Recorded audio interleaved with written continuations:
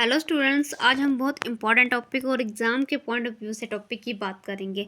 Why does demand curve slope downward and why more goods purchase when it's price fall. ठीक है, बोला कि हम ज़्यादा से ज़्यादा गुड्स क्यों परचेज करना शुरू कर देते हैं जब प्राइस फॉल होता है।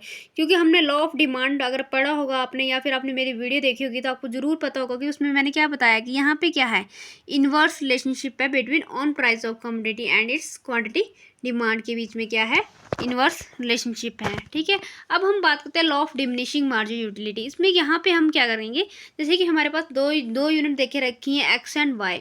अगर हमें एक्स की कमोडिटी को इंक्रीज करना है तो वाई को उसके लिए क्या करना पड़ेगा, सेक्रीफाइस करना पड़ेगा। ठीक है, सेकंड हम बात करते हैं इनकम इफेक्ट। अगर हमने एजम्पशन में पढ़ा होगा कि यहाँ पे हमने पढ़ा कि यहाँ पे कोई भी इनकम ऑफ बायर्स की कोई भी जो है इनकम जो वो चेंज नहीं होगी। मतलब यहाँ क्या होगा, प्राइस के ऊपर डिपेंड है। अगर प्राइस हमारा फॉल हो जाता है, ठीक है, प्राइस हमारा फॉल हो जाता है तो हमारी इनकम बढ़, मतलब इनकम तो हमारी उतनी ही है बट प्राइस कम हो गया ना चीज़ों का, तो हम अब क्या करेंगे, और ज़्यादा चीज़ें खरीदना शुरू करेंगे क्योंकि हमारा बजट क्या हो जाएगा, बढ़ जाएगा। ठीक है, लेकिन प्राइस ज़्यादा हो जाता है, अब इनकम तो हमारी सेम है, इनकम तो नहीं बढ़ी हमारी। ठीक है, तो हम क्या करेंगे, उस क्वांटिटी को कम खरीदेंगे।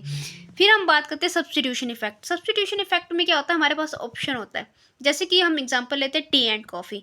अगर टी का प्राइस बढ़ जाता है तो हम किसकी ओर प्लेस होते हैं, कॉफ़ी की तरफ। अगर कॉफ़ी का प्राइस बढ़ जाएगा तो हम किसकी ओर रिप्लेस हो जाएंगे, टी के ऊपर। ठीक है, मतलब हमारे पास यहाँ पे क्या है, ऑप्शन है।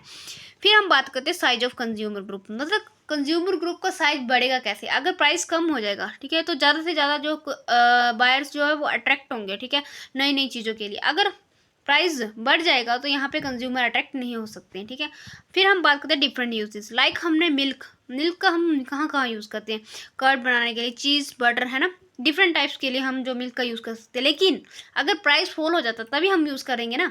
अगर प्राइस बढ़ जाता है तो फिर तो हम एक ही चीज़ के लिए उसको यूज़ करेंगे। ठीक है, तो ये सब चीज़ें हमारी किसके ऊपर डिपेंड है, प्राइस के ऊपर डिपेंड है। प्राइस जैसे बढ़ेगा तो क्वांटिटी ऑफ डिमांड कम हो जाएगी, लेकिन क्वांटिटी ऑफ डिमांड ज़्यादा कब होगी, जब प्राइस हमारा फॉल हो जाएगा।